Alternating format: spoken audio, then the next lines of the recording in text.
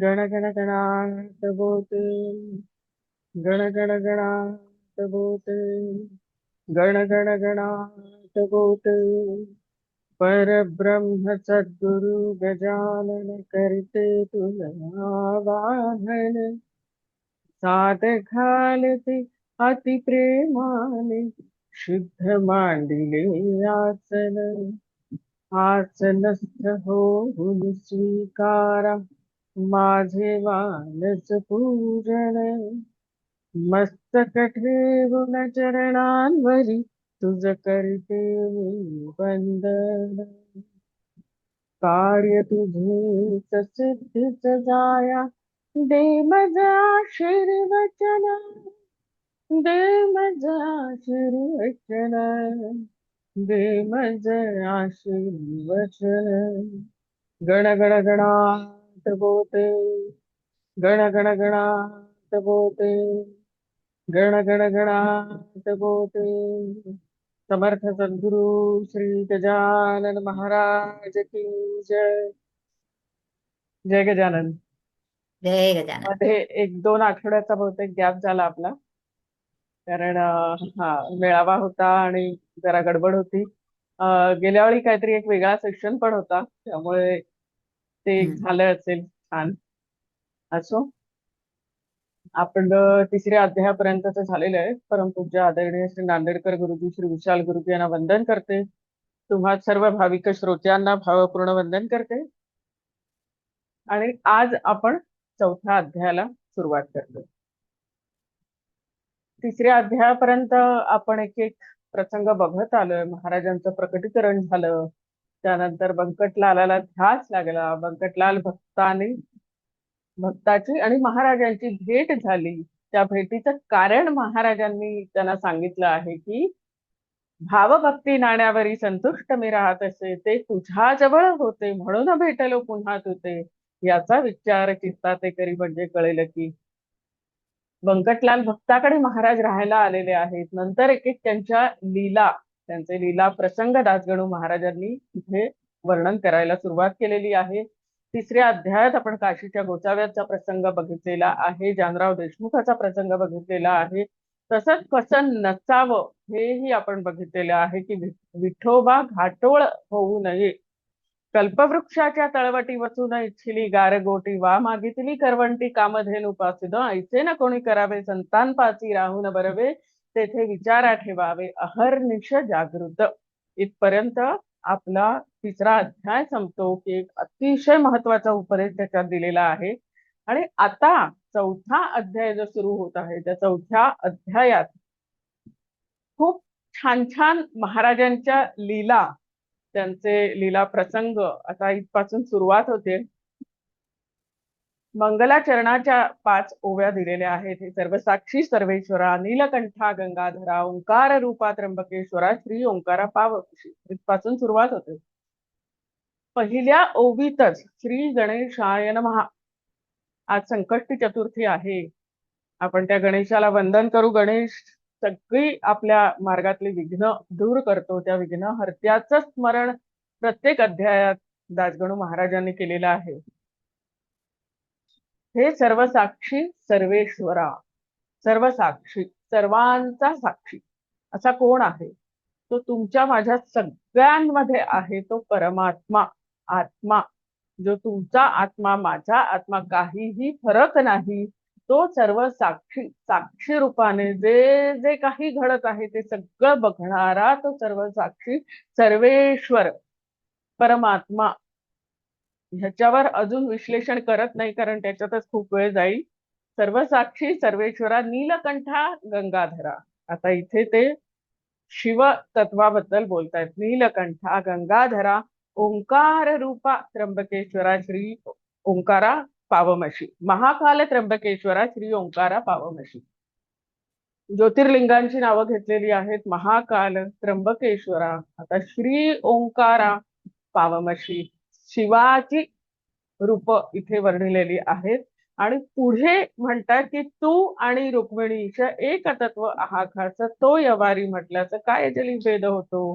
पुन्हा ते आपल्याला अद्वैत तत्वज्ञानावर घेऊन येतात. प्रत्येक अध्यायात जे आपण म्हणतो की आपण अध्याय वाचत जातो, मुख्य उपदेश काय सांगायचा आहे संपूर्ण गजानन विजय ग्रंथात जर तुम्ही बघितलं तर ठायी ठायी दासगणू महाराजांचा संदेश आपल्यापर्यंत पोहोचवतात तो हा की अद्वैत सिद्धांत, अद्वैताला ते पुष्टी देत आहेत. तू आणि रुक्मिणी ईश एक तत्व आहा खास. कोणी शैव असतं, कोणी वैष्णव असतं. शैव पंथ आहे, वैष्णव पंथ आहे. खर तर शिव आणि विष्णू यांच्यात अभेद आहे, हेच सुचवायचं आहे. शिवपुराणात सुद्धा हेच सांगितलेलं आहे की विष्णूचं किती प्रेम आहे शिवावर आणि शिवाचं किती प्रेम आहे विष्णूवर. आपण उगाच त्यांच्यात भेद करतो. शैव असतात ते म्हणतात आम्ही आडवं लावतो, वैष्णव असतात ते म्हणतात आम्ही उभं लावतो. वारकरी पंथाचे वारी करतात तेव्हा शैव त्यांच्या बरोबर जात नाही. हे सगळे भेदभाव नको आहेत महाराजांना, कारण परमात्म्याच्या ठाई परब्रह्माच्या ठाई कुठेही भेद नाही. ही अभेद वृत्ती महाराजांना आपल्या मनावर ठासून सांगायची आहे, म्हणून ठासवायची आहे, म्हणून कदाचित महाराज प्रत्येक ठिकाणी हे उल्लेख करत आहे त्या अभेदाचे.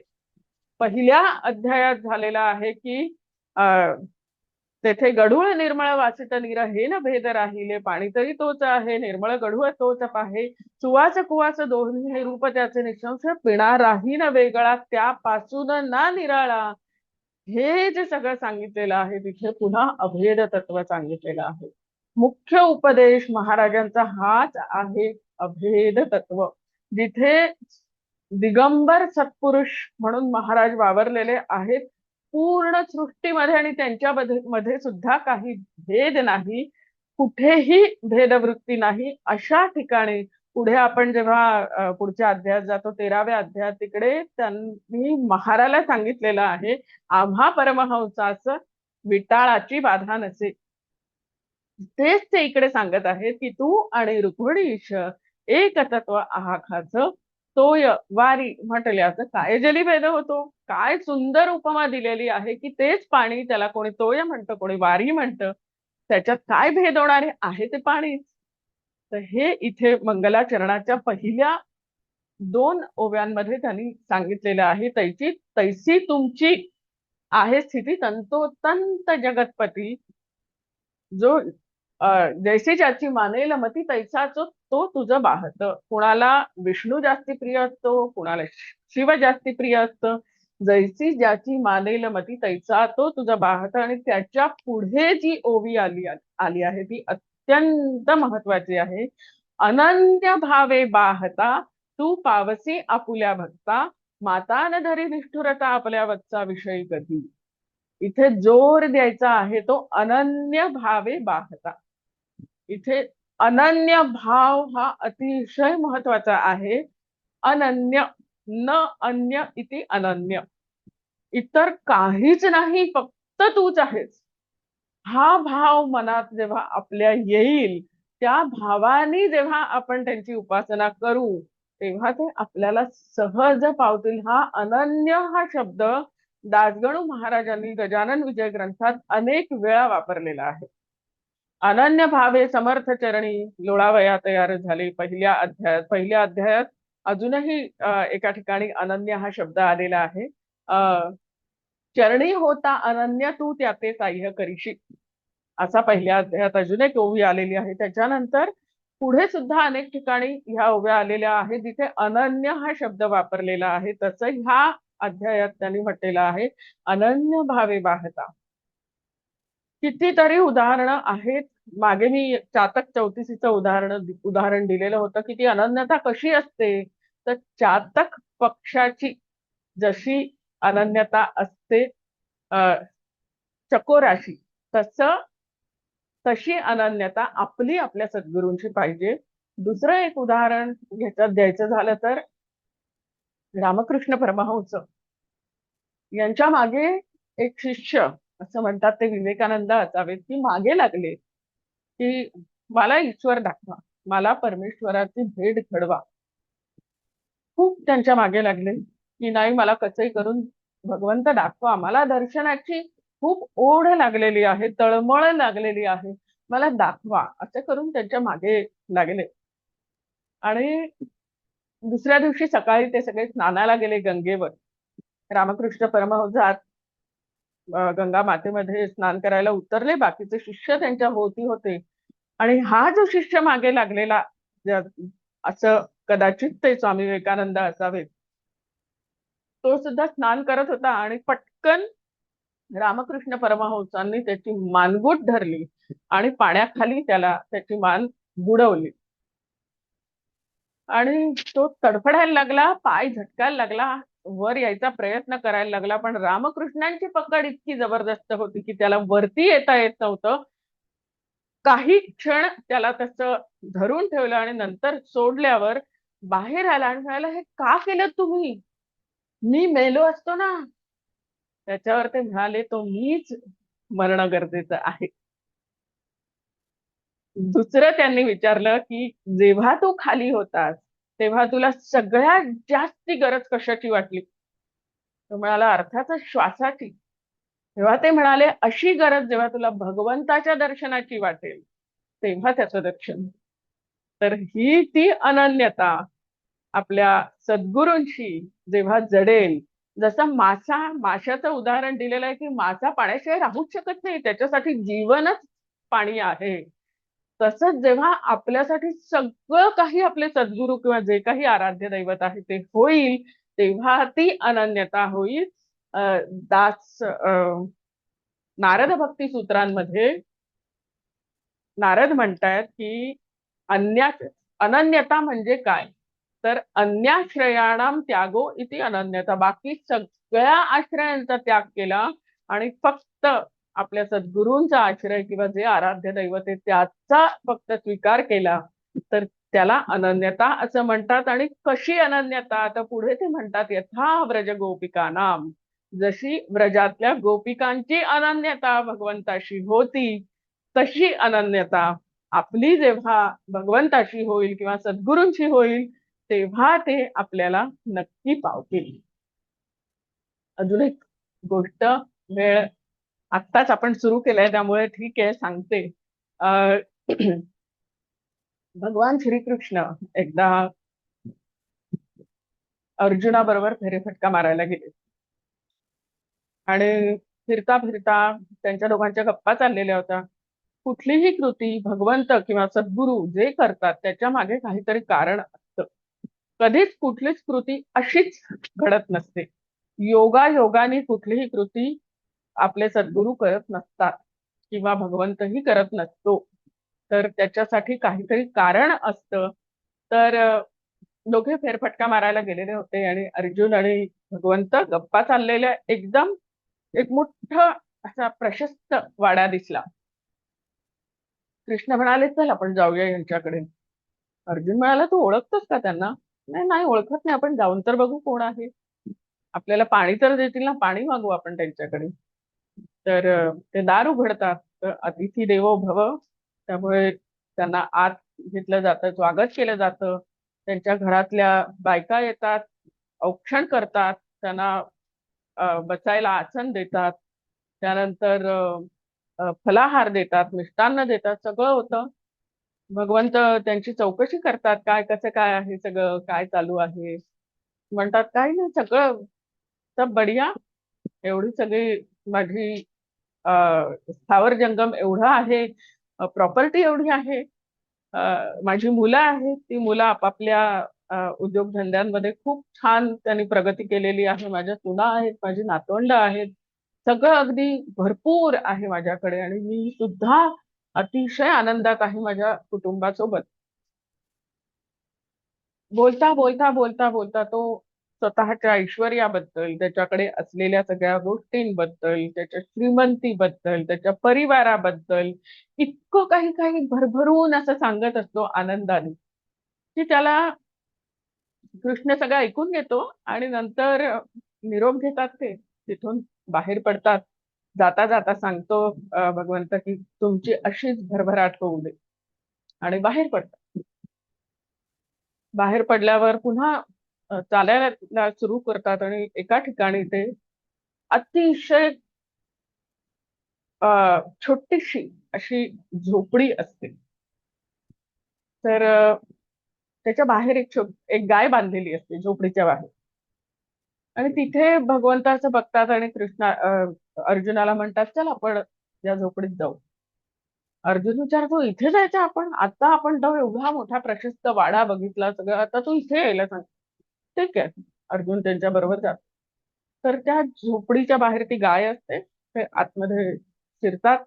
तर तिथे एक अतिशय गरीब, अगदी अंगावर मोजके कपडे, कसे तरी फाटके कपडे, मळके कपडे घातलेला एक माणूस बसलेला असतो. तर ते विचारतात, येऊ का? अतिथी देवो भव. लगेच आतमध्ये घेतात. आसन मांडायला सुद्धा काही नसतं तिकडे. एक फाटकं धोतर टांगलेलं असतं, ते खाली अंथरतो. दोघांना बसायला जागा देतो. भगवंत विचारतात, काय कसं चाललंय? काय सांगणार तो? तरीही तो सांगतो, बस सब बढिया. त्यामुळे कसा तुझा उदरनिर्वाह, कोण कोण आहे घरात तुझ्या?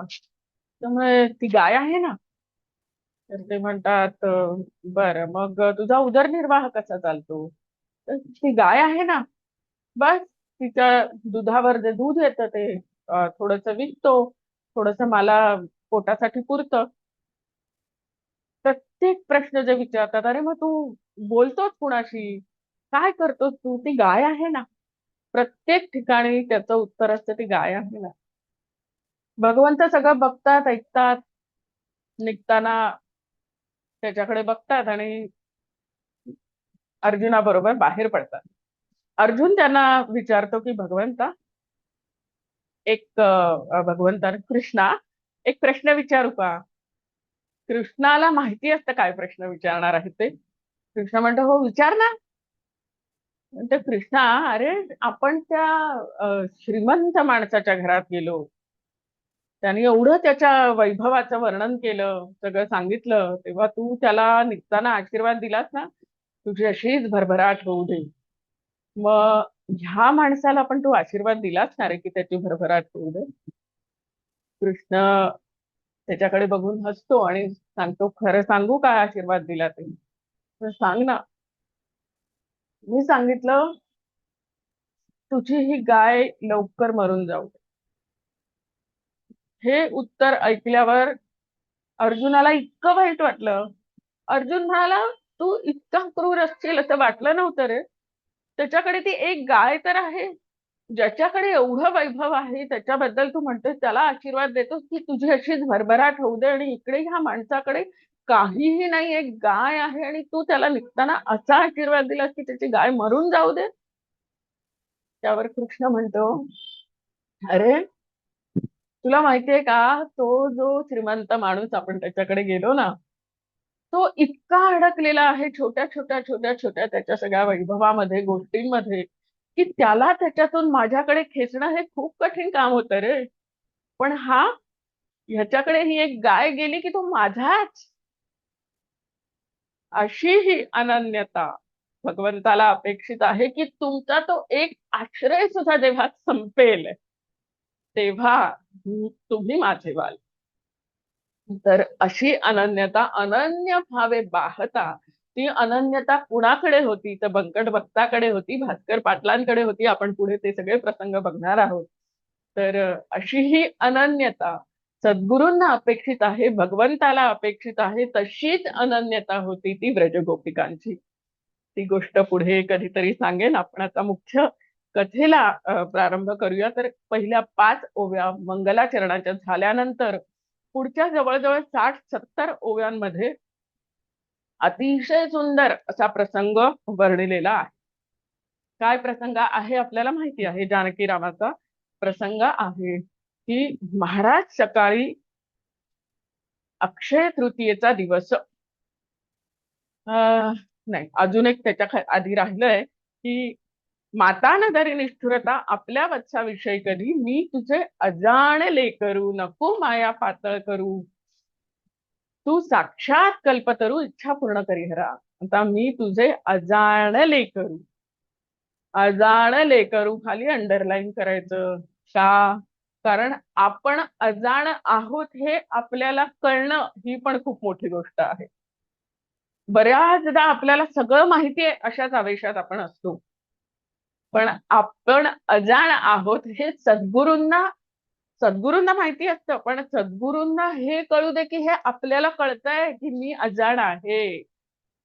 मी तुझे अजाण्या लेकरू. दासगणू महाराज ज्यांनी एक अध्याय एका दिवसात रचला ते स्वतःला अजाणे लेकरू म्हणतात. तर आपली काय पात्रता आहे? त्यामुळे मी तुझे अजाण्या लेकरू, नको माया पातळ करू. तू साक्षात कल्पतरू, इच्छा पूर्ण करी हरा. पुढे प्रसंगाला सुरुवात होते. व्यंकटलालाचे घरात असता स्वामी समर्थ प्रकार व्हायचा अघटिता आला. श्रोते घडोली अक्षय तृतीयेचा दिवस. आता अक्षय तृतीयेचा दिवस हा 3.5 मुहूर्तांपैकी एक मुहूर्त मानला जातो. अतिशय उत्तम असा शुभ मुहूर्त म्हणजे अक्षय तृतीय. ह्या दिवशी काही करण्यासाठी वेगळा मुहूर्त काढण्याची गरज नसते. कुठल्याही मुहूर्तावर काहीही तुम्ही शुभ कार्य केलं तरी ते अक्षय फल देणारं असतं, म्हणून त्याला अक्षय तृतीया असं म्हणतात. तर ह्या दिवशी हा दिवस वऱ्हाडामध्ये खूप मोठा मानला जातो, खूप मोठ्या प्रमाणात साजरा केला जातो. ह्या दिवशी पितरांना उदक कुंभ दाखवतात, म्हणजे आपल्या मातीचा माठ त्याच्यात पाणी भरून पितरांसाठी ठेवतात असं म्हटलं जातं. असं केलं जातं वऱ्हाडामध्ये. तर ह्या अक्षय तृतीयेच्या दिवशी महाराज सकाळी सकाळी बसलेले असताना ते म्हणाले की हरा चिलीम मुलानो, सकाळपासून ऐसाच बैसेलो, चिलीम मुळे नाही प्यालो, त्यामुळे हैराण झालो. महाराज हैराण होतात. वा. काय वर्णन केलेलं आहे की आता जसं मी मगाशी म्हटलं तसं सद्गुरूंची किंवा भगवंतांची कुठलीही कृती ही कारणाशिवाय नसते. त्यामुळे महाराजांनी ही कृती करण्यासाठी अक्षय तृतीयेचा दिवस निवडला, ही लीला करण्यासाठी. आता ह्याच्यातून 2 जणांचा उद्धार त्यांना करायचा होता. हे त्यांचं अल्टिमेट एम ही सगळी लीला करण्यामागे होता. कोण 2 जण बघूया आपण. सगळ्यात पहिलं जानकीराम. चिलीम प्यायची इच्छा झाली, घरात विस्तव नाही. आता ह्याच्यावर पण मी विचार केला, घरात विस्तव नाही. काड्या पेटीचा शोध कधी लागला? तर काड्या पेटीचा शोध 1800च्या शेवटी शेवटी लागलेला आहे, पण शेगावात तोपर्यंत नक्कीच पोहोचलेली नसेल. भारतामध्ये काड्यापेटी बनवणं नंतर सुरू झालं, पण परदेशात काड्यापेटी बनवणं 1800च्या शेवटी सुरू झालं. म्हणजे तोपर्यंत काडी घासून अग्नी निर्माण केला जायचा. तर अक्षय तृतीयेचा दिवस होता, चिलीम प्यायची इच्छा झाली, घरात अजून विस्तव लागलेला नव्हता. सहज काडी पेटवून चिलीम पेटवण्याचा प्रश्न येत नाही, कारण काडीपेटी तेव्हा नव्हती. मग असं असताना व्यंकटलालांनी काय सांगितलं की जा आपल्या वेटाळी म्हणजे आपल्या गल्लीमध्ये जानकीराम सोनार आहे त्याच्याकडे जा, आणि तो अ, सोनाराला आधी पेटते बागेचरी, त्याच्या पुढे दुकानदारी, सोनाराची रीत खरी आहे ठावे की तुम्हाला.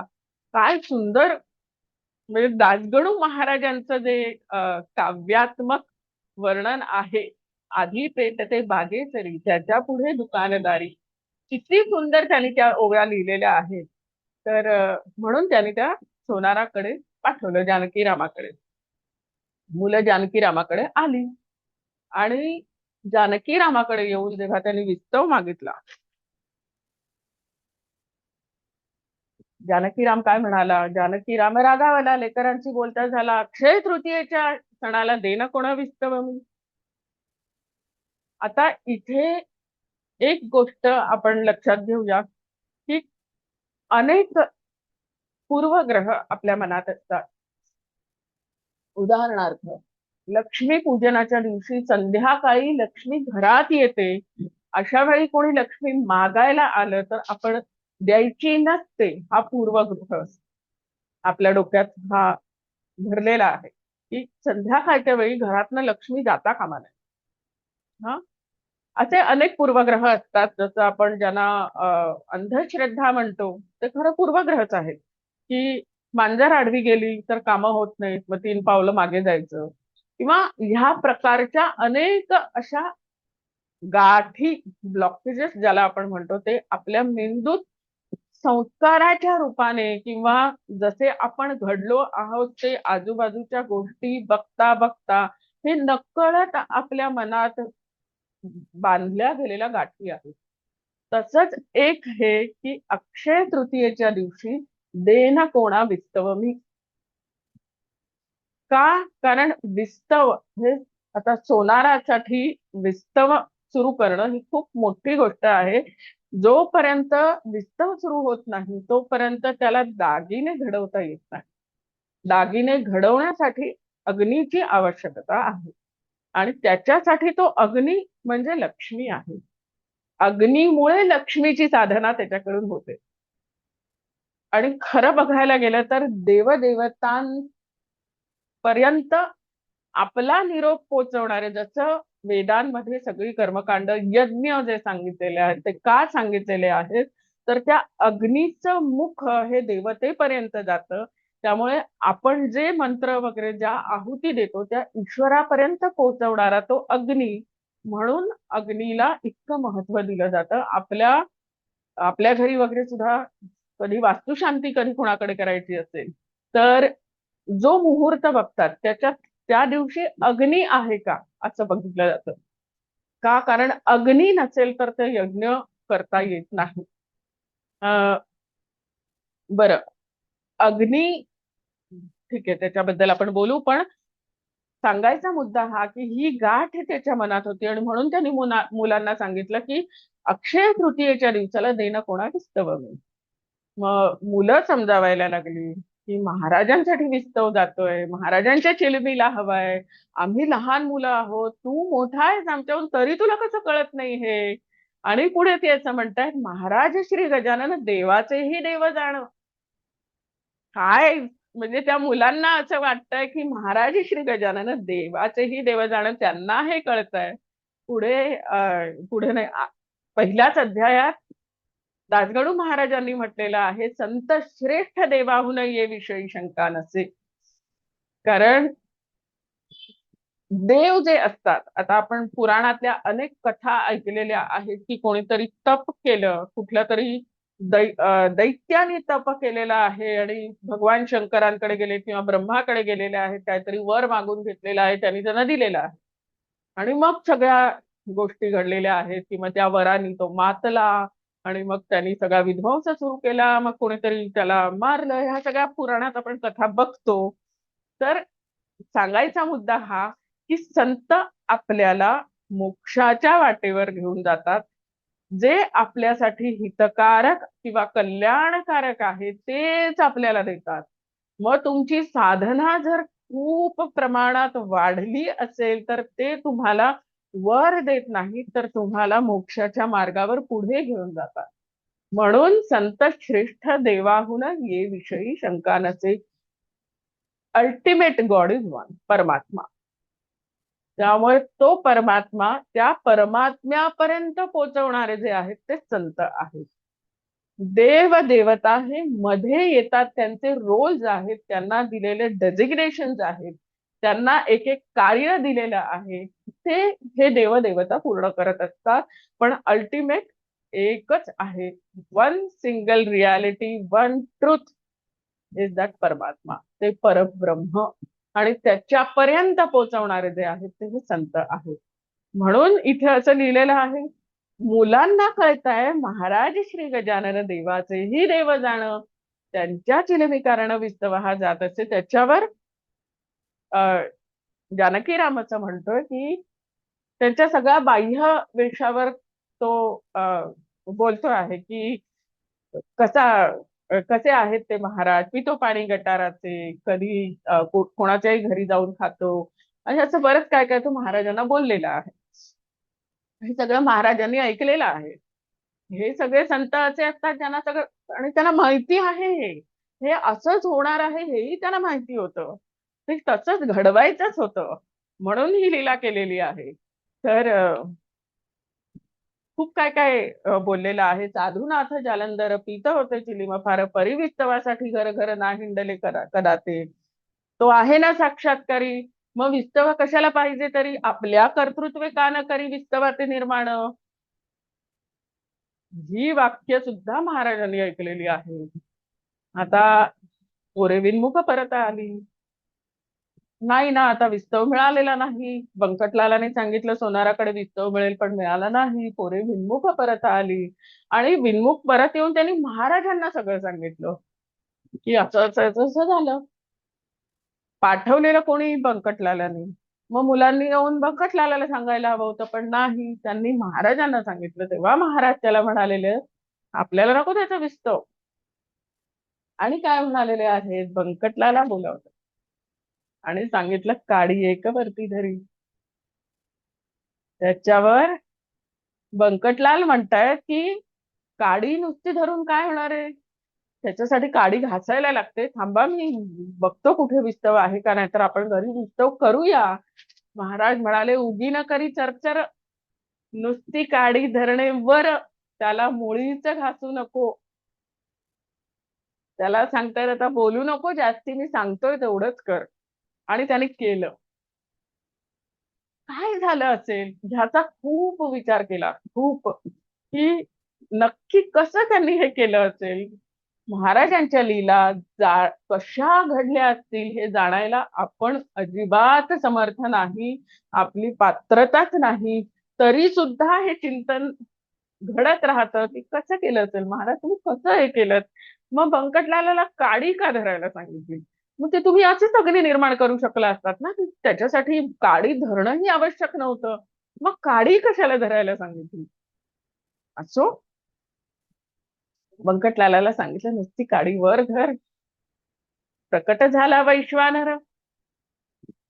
काय लीला आहे ही, की काहीही तिकडे अग्नीचा संबंध नसताना अग्नी निर्माण झालेला आहे. अग्नी निर्माण होण्यासाठी लागणाऱ्या गोष्टी काय आहेत. सगळ्यात पहिला ऑक्सिजन लागतो, इंधन लागतं आणि अग्नी लागतो, तर तेज लागतं.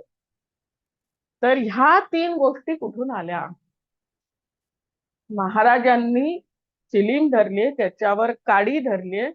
महाराजांनी त्राटक केलेलं आहे.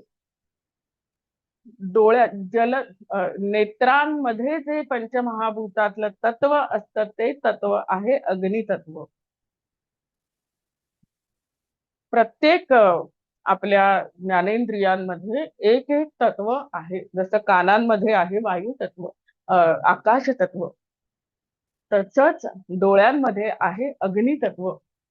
आता त्राटक करून त्या चिलमीवर, त्या काडीवर त्यांनी फोकस करून तिथे अग्नी निर्माण केला. कुठलाही अग्नी किंवा कुठलीही वस्तू पेटण्यासाठी टेम्परेचर जे लागते ते कमीत कमी 250 ते 300 डिग्री सेल्सिअस. आपल्या डोळ्यांचं टेम्परेचर आपल्या बॉडी एवढं, 36.4 म्हणा, 37 म्हणा, जे असेल ते. सांगायचा मुद्दा हा की त्यांचं अग्नितत्वावर सुद्धा त्यांची सत्ता होती. प्रत्येक महाभूतातल्या प्रत्येक भूतावर त्यांची सत्ता होती. ते त्राटक करून त्यांनी ती चिलीम पेटवलेली आहे. पण त्यासाठी लागणार जे इंधन आहे, ते इंधन म्हणजे बंकटलालाने चिलमीवर धरलेली ती काठी आहे, ज्याच्यामध्ये त्याचा सगळा भक्तिभाव इंधन म्हणून महाराजांनी वापरलेला. त्याची श्रद्धा, त्याचा तो भाव, ह्या इंधनाच्या बळावर त्यांनी ती चिलीम पेटवलेली आहे. दुसऱ्या कुणालाही त्यांनी सांगितलं नाही, त्यांनी बंकटलालाला सांगितलं. तिकडे एवढी मुलं होती, पण त्या कुठल्याही मुलांना सांगितलं नाही, तर फक्त बंकटलालाला सांगितलं की तू काडीवरती धर. आणि त्यांनी ती काडीवरती धरल्याबरोबर महाराजांनी त्राटक केलाय आणि तो अग्नी प्रज्वलित झालेला आहे, चिलीम पेटलेली आहे. आणि एवढं होऊन ती काडी जळलेली नाही, ती काडी तशीच राहिली. तर ह्याच्यामध्ये जे मी म्हटलं की 2 भक्तांचा उद्धार केलेला आहे. पहिले आहेत जानकीराम, दुसरे आहेत बंकटलाल. कारण दुसरा विचार असा झाला चिंतनात की जर त्यांनी बंकटलालाला तिथे ती काडी धरायला सांगितलेली आहे, त्याचे काहीतरी प्रारब्ध कर्म, संचित कर्म ही त्या त्राटकाद्वारे अग्नी निर्माण करून ती सुद्धा महाराजांनी जाळून टाकलेली आहेत आणि म्हणून बंकटाला तिथे गाडी धरायला सांगितलेलं आहे. तर अशी दोन त्यांनी अक्षय तृतीयेच्या दिवशी, आता बघा अक्षय तृतीया त्या दिवशी हा लीला प्रसंग त्यांनी घडवलेला आहे आणि त्याचं अक्षय फळ जानकी रामाला पण मिळणार आहे आणि व्यंकटलालाला पण. पुढे काय झालेलं आहे तर हे सगळा प्रकार घडलाय महाराज चिलिम द्यायले. आपल्या कर्तृत्व का न करी विस्तवाचे निर्माण करून दाखवलं. विस्तव निर्माण केला ते त्यांना काहीच अशक्य नव्हतं, पण इकडे जानकी रामाकडे काय झालेलं आहे तर पितरांसाठी जे श्राद्ध त्यांनी मांडलेलं होतं त्या दिवशी, त्यासाठी चिंचवणं केलेलं होतं, ते चिंचवणं त्याच्यामध्ये अळ्या दिसल्या लोकांना. चिंचवणे वाढले द्रोणार्थ आणि जेवायला बसणार तेवढ्या त्याच्यात अळ्या दिसल्या. आता ही गोष्ट पण आपल्याला अशी वाटते, अशा कशा अळ्या दिसल्या? जेव्हा केलं तेव्हा काही नव्हतं, मग आता कशा अळ्या दिसतायत? तर हा पण एक चिंतनाचा विषय आहे. कदाचित कदाचित ती नजरबंदी सुद्धा असू शकते, ही महाराजांची लीलाही असू शकते. ह्याच्यामध्ये असंही घडलेलं असेल की त्या जानकी रामाच्या डोक्यात कुठेतरी ही गोष्ट चाललेली आहे की अरे मी त्यांना विस्तव दिला नाही. कुठेतरी त्याला ते मनात चलत असेल की अरे आज अक्षय तृतीया होती म्हणून ते सगळे आलेले मी दिले नाही, मी कायच्या काय बोललो. कुठेतरी त्याच्या मनात ती चल असेल. कदाचित त्याच्यामुळे त्याला ते असं दिसलं असेल, त्याचीच पाप त्याला त्या अळ्यांच्या रूपात दिसली असतील. खूप त्याच्यातनं अर्थ निघू शकतात. आता आपण असं म्हणू की नजरबंदी झाली असेल की खऱ्या अळ्या नसतीलच, पण त्यांना दिसलं असेल.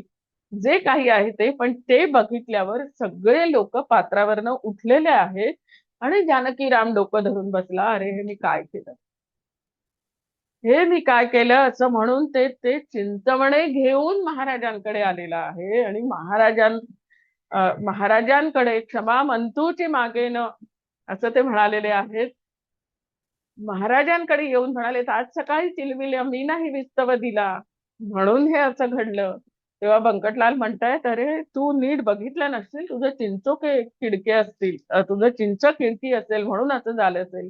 त्याच्यावर सुद्धा जानकीराम सांगतायत की नाही, नवी चिंच होती देखा मग चिंचोके किडके कसे, मी जी चिंच फोडली त्याची टरफले अजून पडली, चिंचोक्यांची रास झाली मर्जी असल्या पहा चला. इतकं सगळं वैज्ञानिक दृष्ट्या बघायला गेले तर त्यात अळ्या पडण्यासारखं काहीही नव्हतं. सगळं व्यवस्थित झालेलं होतं. वाढताना तरी लक्षात आलं तर वाढतानाही तसं काही दिसलं नाही आणि वाढल्यानंतर त्याच्यात अळ्या दिसायला लागल्या आहेत. हे सगळं त्याला समजतंय. तो महाराजांकडे आलेला आहे आणि ज्या क्षणी त्याला हा पश्चाताप झालाय आणि महाराजांनी त्याच्यावर दृष्टिक्षेप टाकला, त्या त्या क्षणी त्याचं पाप निघून गेलं. पापाचं उच्चार केल्यावर पाप किंवा पश्चाताप जेव्हा होतो, पापाचा उच्चार जेव्हा केला जातो पश्चातापाने, तेव्हा ते पाप नष्ट होतो आणि पुण्याचा उच्चार केल्यावर पुण्यही नष्टच होतं. त्यामुळे आपण करतो ते पुण्य कर्म कधीही बोलून दाखवू नये, पण आपण करतो ते पाप सद्गुरु समोर अवश्य बोलून दाखवावं. त्यामुळे इथे त्याला पश्चाताप झालेला आहे आणि त्या पश्चातापाने तो महाराजांकडे आलेला आहे आणि स्वतःच कृत्य त्यांनी महाराजांना सांगितलेलं आहे. तिथे त्याचा उद्धार झाला. महाराजांनी काय सांगितलं, तुझे चिंचवणी आहे मधुर, किडे न पडले त्यामध्ये. असं म्हटल्यावर त्याने जेव्हा चिंचवण बघितलं तेव्हा पहिला प्रकार मावळून गेला होता. हे नजरबंदीचा प्रकार झालेला असावा की वाटलं की त्याच्यात अळ्या आहेत, प्रत्यक्षात त्या नसाव्यात. तर असं आपण एक धरून चालू आणि जानकी रामाचा उद्धार झाला अक्षय तृतीयेच्या दिवशी. जे अश्रद्धा अंतःकरण होतं महाराजांविषयी त्याचं, कदाचित श्राद्ध वगैरे ह्या गोष्टी सुद्धा करताना त्या श्रद्धा हवी तर त्या श्राद्धाला अर्थ आहे.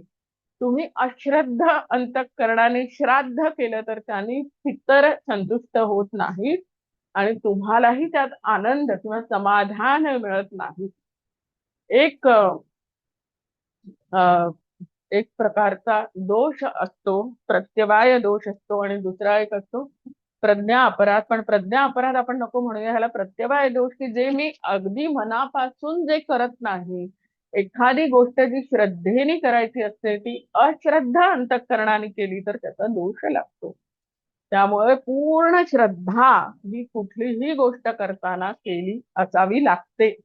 असो, जानकी रामाचा उद्धार झाला. जानकी रामाने ते चिंचवणे परत बघितले, सगळ्यांनी ते खाल्ले, आणि अशा प्रकारे जानकी रामाचा एक प्रसंग पूर्ण होतो. अ,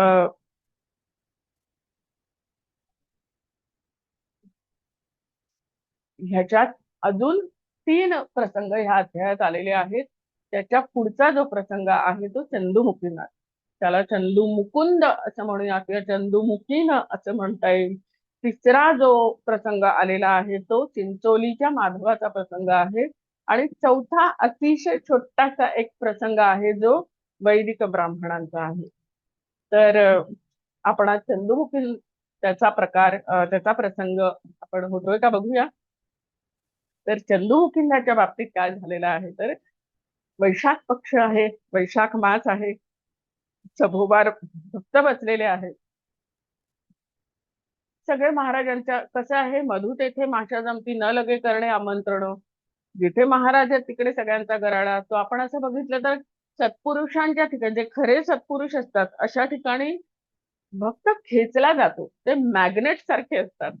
तिथे कुणाला आमंत्रण द्यायला लागत नाही. जसं मी म्हटलं तसं कुठेही युट्यूबवर, फेसबुकवर, इंस्टाग्रामवर कुठेही ऍडव्हर्टाईज करायला लागत नाही. तिथे आपोआप भक्त जमतात. कारण त्याच्यासाठी काही वेगळं आपण आहोत हे दाखवण्याची किंवा ओरडून ओरडून सांगण्याची गरज राहत नाही, कारण ते त्या सगळ्याच्या पलीकडे असतात. एका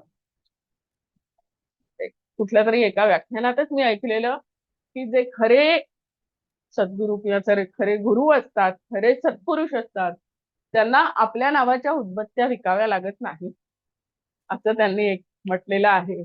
तर जास्त त्याच्यात खोलात जायला नको, सगळ्यांना माहिती आहे. तर असे आपले महाराज बसलेले होते आणि त्यांच्या आजूबाजूला सगळे त्यांचे भक्त बसलेले आहेत, आणि कोणीतरी त्यांना वारा घालत होतं, कोणी आंबे कापून देत होतं, कोणी अजून काय करत होतं, कोणी अंगाला चंदन लावत होतं. वैशाख मास आहे. वैशाख मासात शेगाव सारख्या ठिकाणी किती गरम असतं. आणि अशा वेळेला म्हणून मुद्दाम ते लिहिलेलं आहे, कोणी चंदन थंडगार लावी ती अंगी साधूच्या.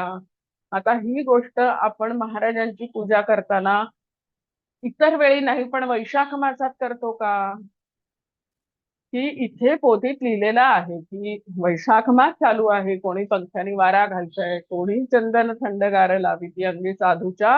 ही गोष्ट घेण्यासारखी आहे की जेव्हा आपण आपल्या घरी असलेल्या विग्रहाची पूजा करतो सद्गुरूंच्या, तेव्हा निदान वैशाख मासात तरी त्यांना छान पूर्ण अंगाला चंदन लावा.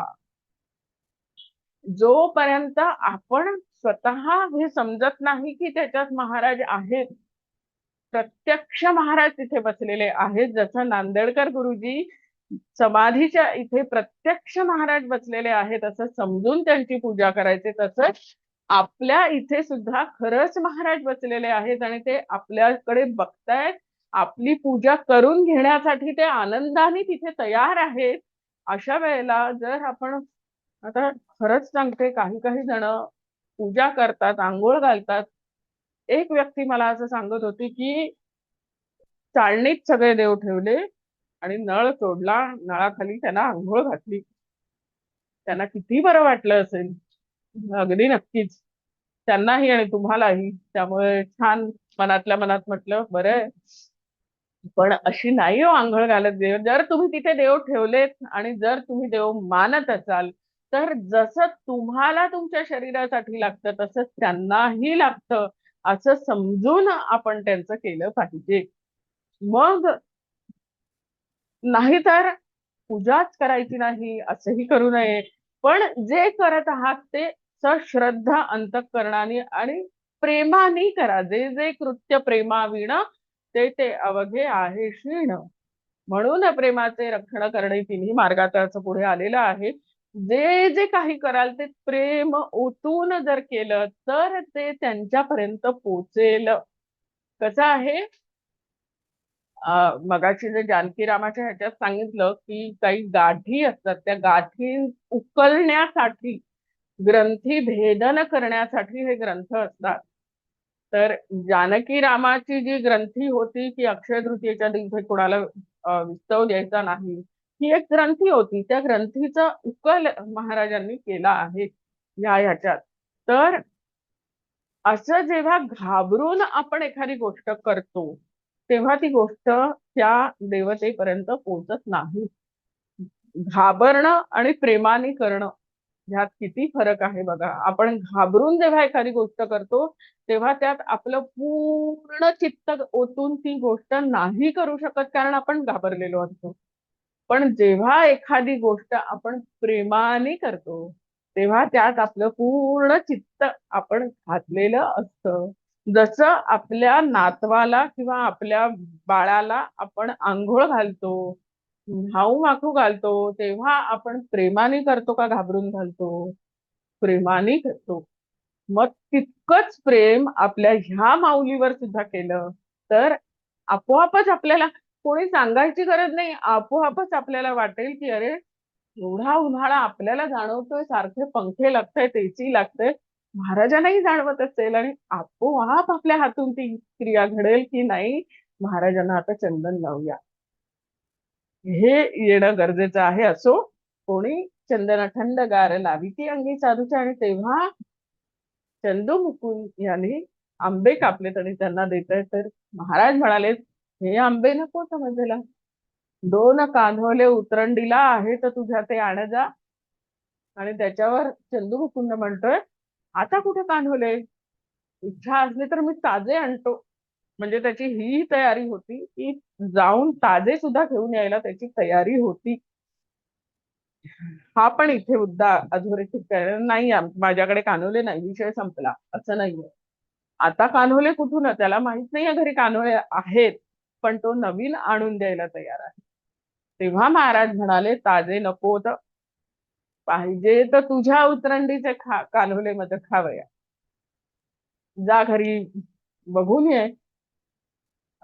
गुरुपाशी बोलू नको खोटे वेड्या यत्किंचित, अख्ख्या ह्या गजानन विजय ग्रंथामध्ये पहिला असा भक्त आहे ज्याला महाराज स्वतः त्याचे गुरु झालेले आहेत, ज्याचं शिष्यत्व त्यांनी स्वतःहून पत्करलं आहे. असं नाही म्हणायचं की व्यंकटलाल वगैरे नाही आहेत शिष्य, ते पण शिष्यच आहेत.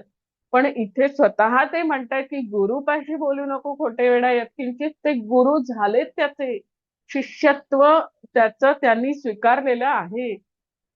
त्यामुळे गुरुपाशी बोलू नको खोटे वेड्या यत्किंचित, चंदू मुकुंदानी त्यांना गुरु मानलेला आहे म्हणण्यापेक्षा महाराजांनी त्याला शिष्य मानलेलं आहे, हे इथे आपल्याला दिसून येतं. आणि मग चंदू विचार करायला लागला की त्याला बाकीच्या लोकांनी सांगितलं, अरे जा बघून ये, महाराज जे सांगतायत त्याचं नक्की असणार. आणि म्हणून तो धावत घरी गेला आणि बायकोला विचारलं, 2 कान्होले आहेत का? त्याच्यावर बायको सुद्धा बघा, आप- आपला विचार करा की आले घरी, सांगितलंय कान्होले आहेत का, नाही, नाही, बरं ठीक आहे सोडून द्या. ती म्हणतीये, नको, ही पहा मी ठेवीते कढई नाथा चुलीवर, सामान अवघे तयार, नको पाहण्या बाजार. तिची सुद्धा तेवढीच भक्ती आहे, तिचाही तो भक्तिभाव आहे, आणि म्हणून ती म्हणते की नाहीयेत आपल्याकडे आधीचे कानोले, पण मी आत्ता करून देते, आपण करू का?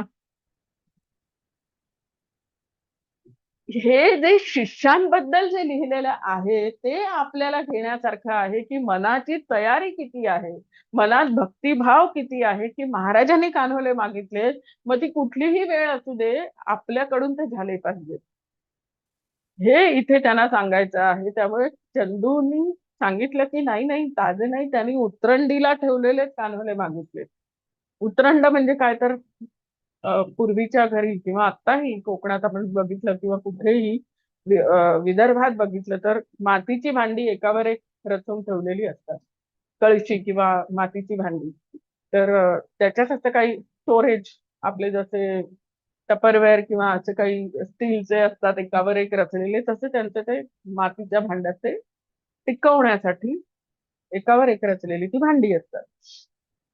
खाली सगळ्यात मोठं आणि वरती लहान लहान असं होत जातं, त्याला उतरंड म्हणतात. तर अशा उतरंडीत सगळ्यात खालच्या उतरंडीमध्ये ते दोन कान्होले तिला, ती विचार करते, ती विचार करू लागली निज चित्ती. ती आतल्या आत शोध घ्यायला लागली की कुठे होते कान्होले मी ठेवलेले. आणि तिला आठवलं की अक्षय तृतीयेच्या दिवशी मी ह्याच्यासाठी अ, अक्षय तृतीयेच्या दिवसासाठी मी कान्होले केलेले होते, पण ते त्याच दिवशी संपून गेले. तेव्हा ते म्हणतात की नाही नाही, दोन उतरंडीला ठेवलेले होते. आणि तेव्हा तिला आठवत आहे की दोन कान्होले मी उतरंडीला ठेवले, पण त्याला आता महिना होऊन गेला. अक्षय तृतीया झाली, आता वैशाख मासाचं सगळं वर्णन आहे. त्यामुळे आता तो होऊन गेलाय, त्याला एक महिना. त्यामुळे त्याला बुरसा आला असेल, बुरशी आली असेल त्याला, आता ते खाण्याच्या उपयोगाला राहिले नसतील. असं म्हटल्यावर तिने ती सगळी उतरंड धांडोळली असं लिहिलेलं आहे. आणि त्याच्यात तिला ते दोन कान्होले सापडले, जे सुकून गेलेले होते, पण त्याला बुरशी आलेली नव्हती, त्याला वास येत नव्हता.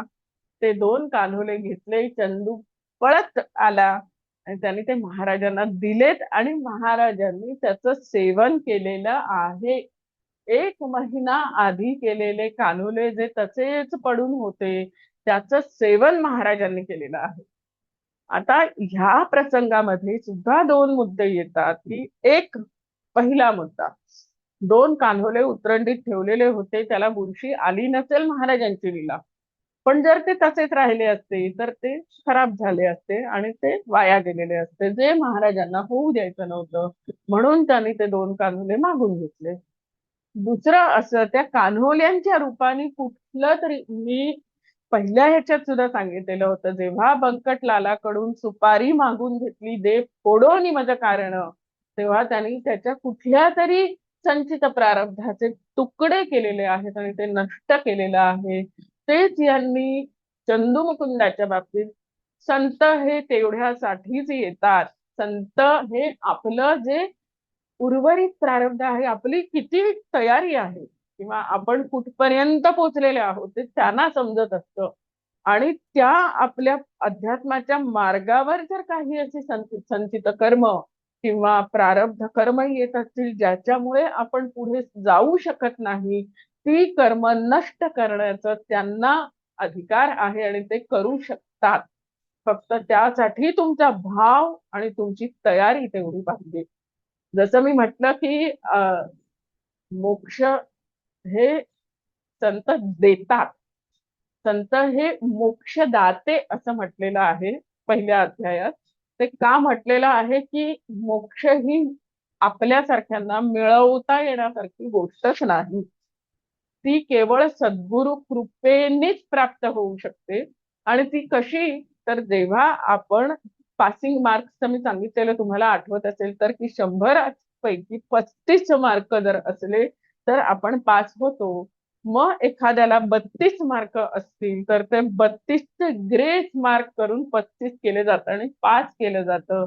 तसंच मोक्षाच्या बाबतीत असतं की आपली तयारी 32 पर्यंत झालेली असेल तर ते ग्रेस मार्क म्हणजे संतांची कृपा आपल्यावर होते आणि आपल्याला ते मोक्ष देतात.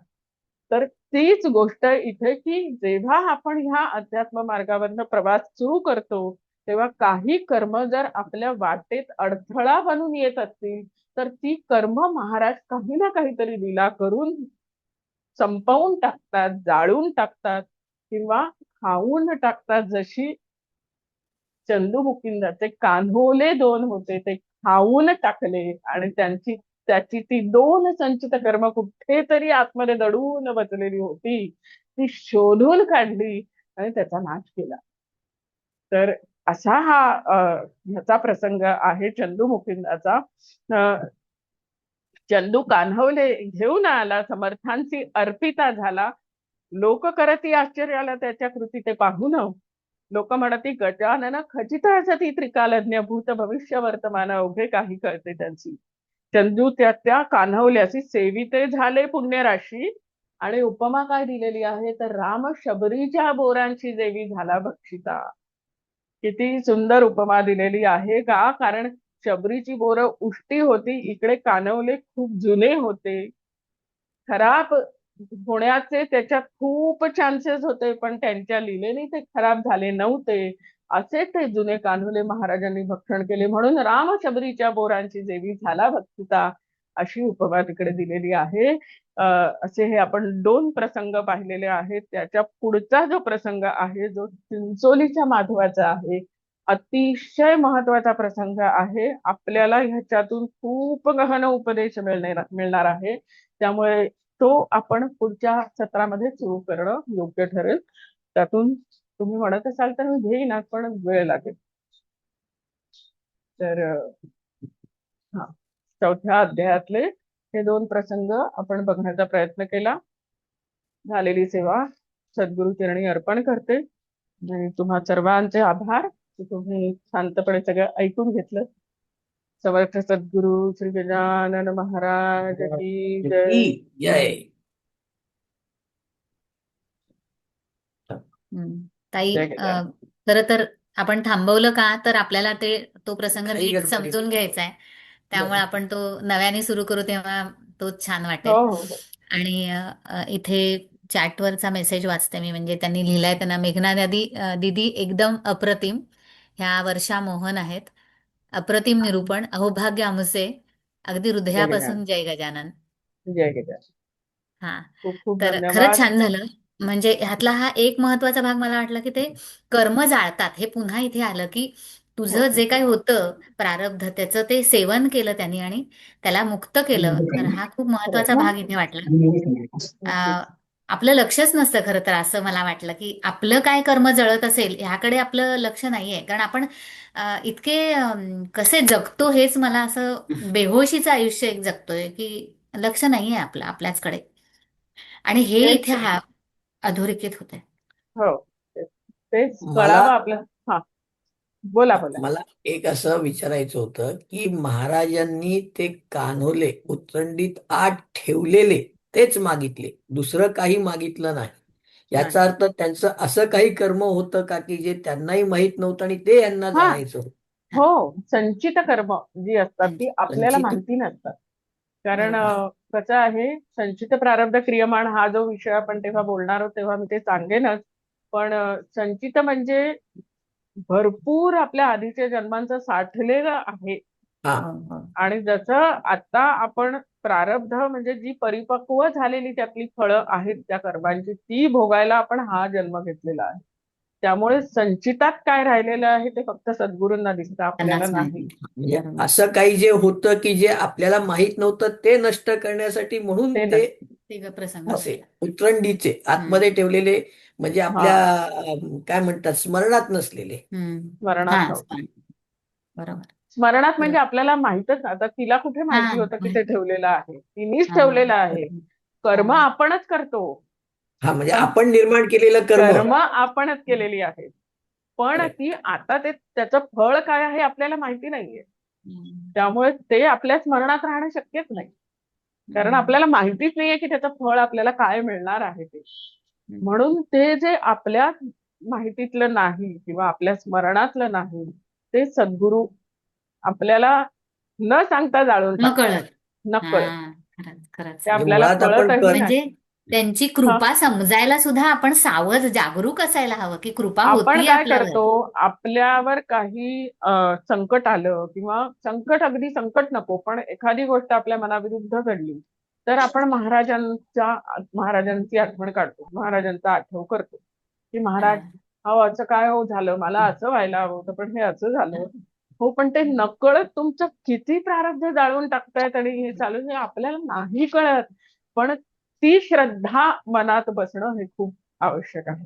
आणि ह्या प्रसंगातून त्यांनी तेच सांगितलेलं आहे. जिथे त्यांनी बंकटलालाकडनं सुपारी मागितलेली आहे, जिथे त्यांनी ह्यांच्याकडनं 2 कान्होले मागितलेले आहेत, इथे जेव्हा संत काहीतरी किंवा चूल भाकरी मागितलेली आहे, जेव्हा संत काहीतरी मागतात तेव्हा त्यांचा उद्देश हाच असतो की कुठलं तरी आपलं काहीतरी ते संचित ते जाळून टाकण्यासाठी हे करत आहेत. खरंच काय सुंदर आहे हे खरंच.